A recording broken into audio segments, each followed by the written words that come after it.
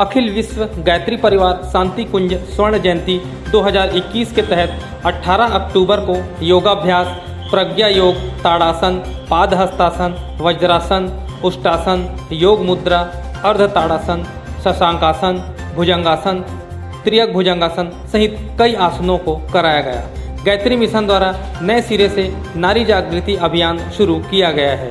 इसी को लेकर इस तरह के आयोजन धमतरी शहर में कराए जा रहे हैं। इस अवसर पर ब्रह्मवादिनी बहनें श्रीमती मंजू मिश्रा टोली नायक ने सूक्ष्म यज्ञ बलि वैश्य के बारे में बताया। श्रीमती मुक्ता पाठक ने व्यसन मुक्ति के बारे में विस्तृत रूप से जानकारी दी। सभी कार्यक्रम रिसाईपारा के कोडूमल धर्मशाला में हुए।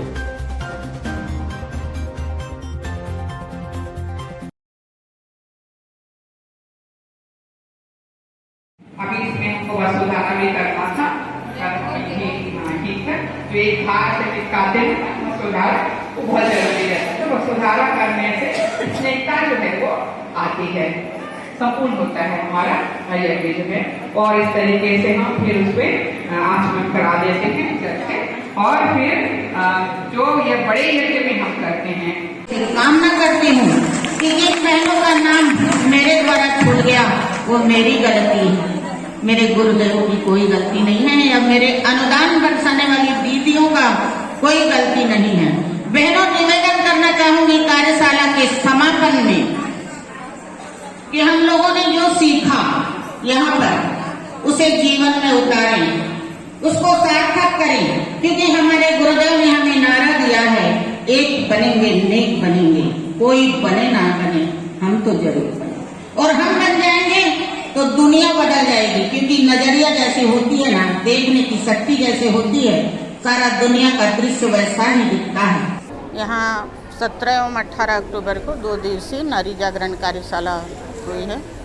शांति कुंज हरिद्वार के स्वर्ण जयंती समारोह के उपलक्ष्य में शांति कुंज ने 50 वर्ष पूरे किए हैं और 2026 हमारी वंदनीय माता जी श्रीमती भगवती देवी शर्मा जी के शताब्दी पूरा होने के उपलक्ष्य में शांति कुंज से कार्यक्रम आया है, नारी जागरण सम्मेलन। बहनों को प्रशिक्षित करना है, जगाना है, क्योंकि गुरुदेव ने ये कहा था कि 21वीं सदी नारी सदी। सरकारें तो बाद में घोषणा करती हैं, लेकिन जो धर्म गुरु होते हैं वो गुरु तत्व बहुत पहले से भविष्य की बात बताते हैं। हमारे गुरुदेव ने हमें बहुत बाल्यकाल में ये प्रशिक्षण दिया था और तब से लेकर उन्होंने दी 21वीं सदी नारी सदी। और उस चीज़ को सार्थक करने के लिए आज धमतरी जिले की ओर से 2 दिवसीय कार्यशाला का आयोजन किया गया और बड़ी सफलतापूर्वक 200 से अधिक बहनों ने इसमें भाग लिया, बेटियों ने लिया, नई पीढ़ी ने लिया। और मुझे विश्वास है कि ये जो शिक्षा इन्होंने लिया है, हम इसके लिए शांति कुंज हरिद्वार से टीम आई थी, जो बहनें आई हैं, टोली नायक और 4 मेंबर उनके हैं, 5 लोग मिलकर उन्होंने प्रशिक्षण दिया है। जीवन के हर पहलू को छूने वाला ज्ञान उन्होंने दिया है। बाल संस्कारशाला, गर्भोत्सव संस्कार, पुंसवन संस्कार जिसको बोला जाता है, क्योंकि आप सब जानते हैं कि अर्जुन के पुत्र ने गर्भ से ही अभिमन्यु ने सीख लिया था चक्रव्यूह भेदन कैसा होता है। तो शिक्षा दीक्षा जो है वो गर्भ में बहुत प्रभावित करता है, इसलिए आने वाली पीढ़ी के लिए फोकस किया जा रहा है। क्योंकि आज आप सब देख रहे हैं कि छोटा सा बच्चा जो बोलना सीखता है वो कहता है मेरा दिमाग खराब हो गया। क्यों? क्योंकि हमने संस्कार नहीं दिया है सही। इसलिए गर्भोत्सव संस्कार, आने वाली पीढ़ी संस्कारित हो, शिक्षित हो, उसके लिए प्रयास किया जा रहा है और उसी दिशा में काम करने के लिए ये 2 दिवसीय कार्यशाला का आयोजन किया गया है। हमारा देश जिस गरिमा के साथ था वो गरिमा स्थापित हो, पुनः जगत गुरु बने, उसके लिए पंडित श्री राम शर्मा आचार्य जो हमारे गुरुदेव हैं, उन्होंने अभियान चलाया, युग निर्माण योजना, महिला जागरण योजना। तो उस योजना के तहत धमतरी जिले में प्रथम कार्यशाला 2 दिवसीय हुआ कोरोना काल के बाद, और आप सब लोगों का सहयोग मिला। उसके लिए हमारे नेत्राम भैया बाजू में खड़े हैं, उनका वरद हस्त रहा 2 दिन जी प्राण से, और उस कार्यशाला को आयोजित करने में भी इन्होंने सहयोग किया है। तो मैं आज हृदय से आप सब लोगों का आभार व्यक्त करती हूँ। कृपया अधिक से अधिक इसे प्रचारित करें।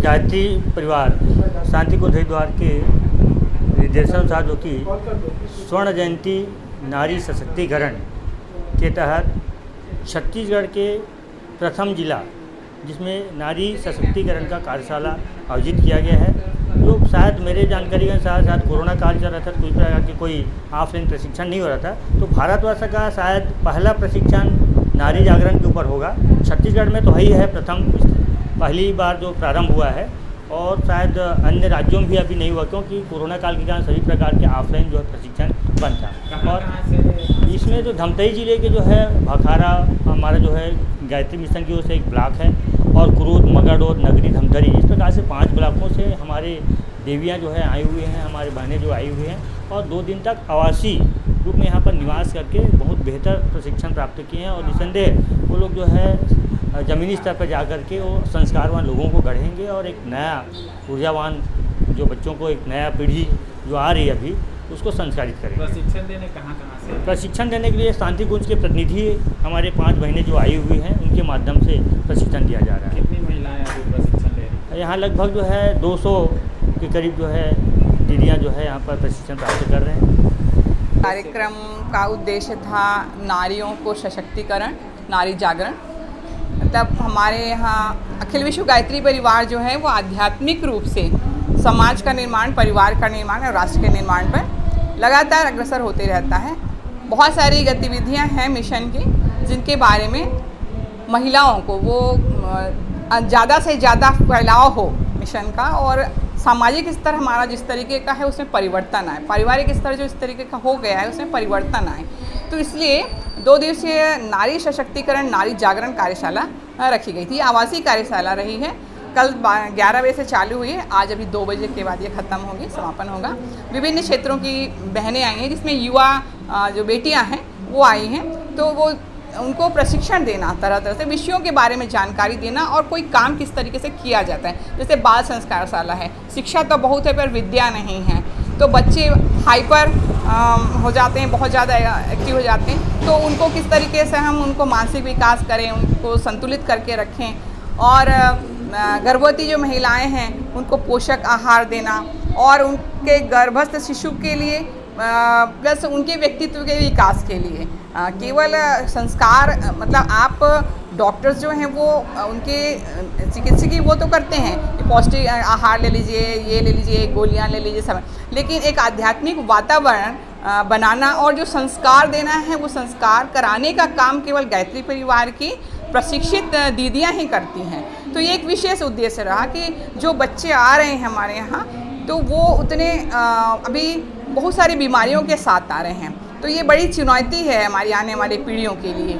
युवा जो हैं वो नशा के भटकाव में घूम रहे हैं, और उनका व्यक्तित्व पूरी तरीके से पदतलित हो गया है। तो नशा उन्मूलन के लिए बहनें अपने घर में किस तरीके से वातावरण निर्मित करें, कौन कौन से ऐसे उपाय करें कि नशे की आदत उनकी जो है वो छूट जाए, और एक सामाजिक स्तर उनका हो, और उनका व्यक्तित्व का विकास हो सके। तो बाल संस्कारशाला, किशोर संस्कारशाला, गर्भवती महिलाओं के संस्कार कराना, नवयुवतियाँ जो जुड़ी हुई हैं उनको इस तरीके के प्रशिक्षण देना कि वो भी अपने व्यक्तित्व का निर्माण आगे कर सकें, आगे बढ़ें। और मिशन जो है वो तो अखिल विश्व गायत्री परिवार पूरे विश्व स्तर के लिए काम करता है, तो उसमें जो विश्व स्तर पे भी जो आ रही हैं समस्याएं और उनका हमारे देश पर जो प्रभाव पड़ रहा है, तो उस प्रभाव को हम किस तरीके से परिवार निर्माण के माध्यम से, व्यक्तित्व निर्माण के माध्यम से आगे उनको प्रशिक्षित करके किस तरीके से हम उनको संचालित करें, तो उसमें अपनी दीदियों को,